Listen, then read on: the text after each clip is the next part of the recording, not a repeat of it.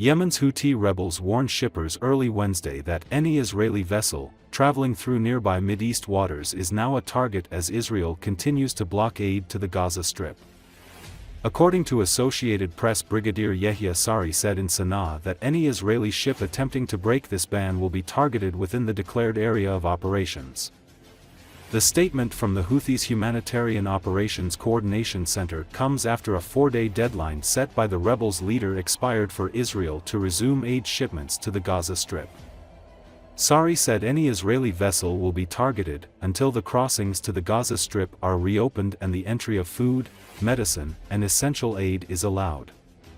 He said this includes vessels in the Red Sea, the Gulf of Aden, the Bab el-Mandeb Strait and the Arabian Sea. There was no immediate sign of an attack on ships. Israel's military did not respond to an immediate request for comment.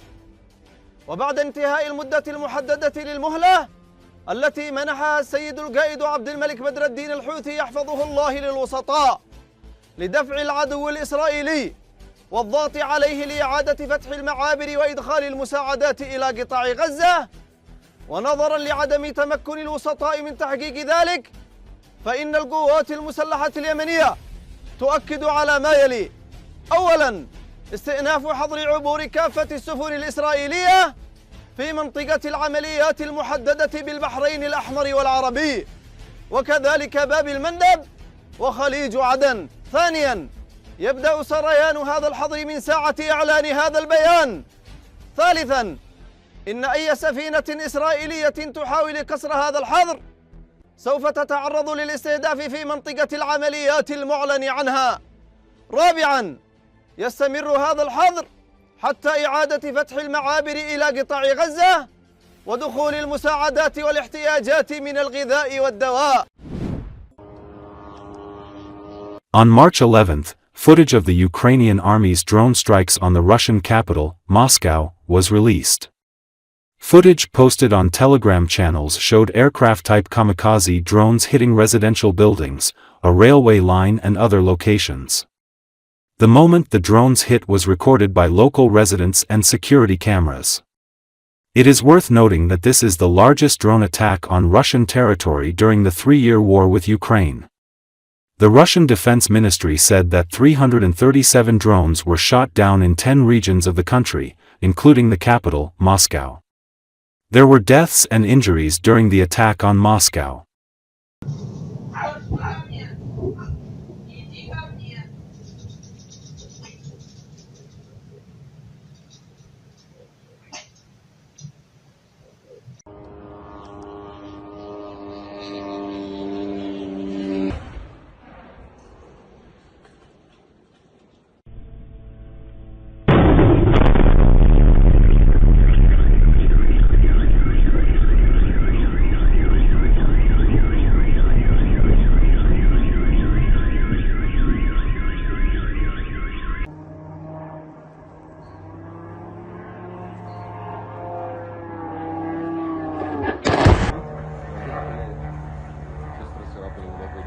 На, что это за хуйня была? Конец света, блядь. Заебись.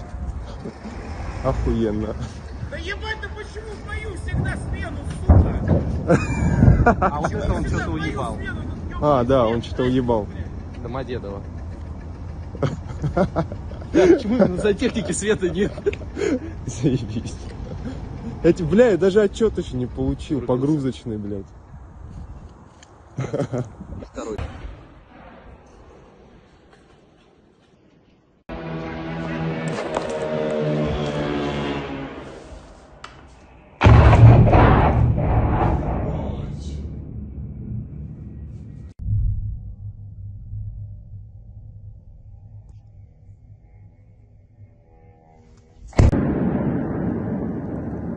Ух, ебать! Ебать!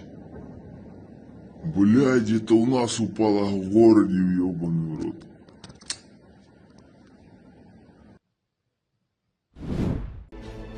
The massive drone attack on Russia was organized by Kiev to demonstrate its belligerent stance at a meeting of US and Ukrainian delegations in Saudi Arabia on March 11th.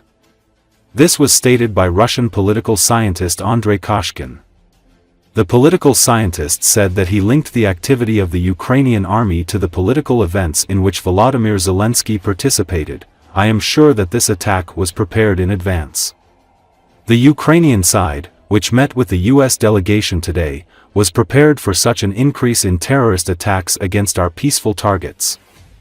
This is probably due to the Ukrainian delegation's position in Saudi Arabia. U.S. Secretary of State Marco Rubio has already said about the forecast of the results of this meeting that they do not expect any progressive proposals from Ukraine.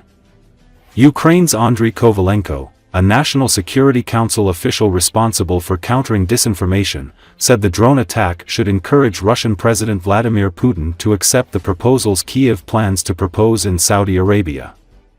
The largest drone attack in history was carried out on Moscow and the Moscow region, said Kovalenko. This is an additional signal to Putin that he should also be interested in a ceasefire in the air. It should be noted that a massive drone attack was launched against Russia this morning. The drone attack killed 2 people, injured 18, and caused extensive damage in Moscow. Russia's Ministry of Defense said that air defenses destroyed 337 Ukrainian drones overnight, with 91 of them over the Moscow region. Russia's aviation authority Rosaviatsia said flights were restricted in and out of 4 Moscow airports, including Domodedovo, Nukovo, and Zhukovsky to the south of the city and Sheremetyevo to the north, following the drone attack. The attack came ahead of Ukrainian and U.S. officials meeting in Saudi Arabia to discuss a ceasefire deal with Russia. Kremlin spokesman Dmitry Peskov said, all defensive measures and actions were carried out in advance, in good time. And this allows for the protection of Moscow and the Moscow region, as well as many other regions. Peskov said visiting OSCE Secretary-General Feridun Sinirlioglu had been shown damage caused by the attack on Moscow. It's important that he was shown the aftermath of the attack. But more importantly, what the Kiev regime is hitting, residential buildings, said Peskov. Ukraine itself says Russian missiles have repeatedly struck Ukrainian apartment blocks since President Vladimir Putin sent tens of thousands of troops into Ukraine in 2022.